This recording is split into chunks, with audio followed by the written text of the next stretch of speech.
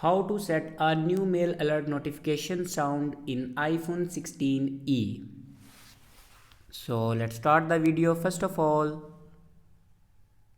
open settings. In settings, scroll down and then click on sound and haptics.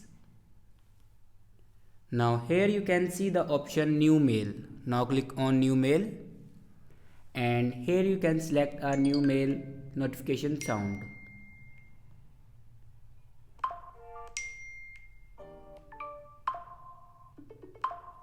Here you can select a classic sound.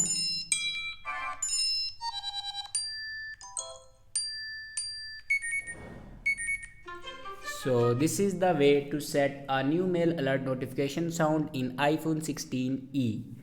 I hope this video is helpful for you. Thanks for watching.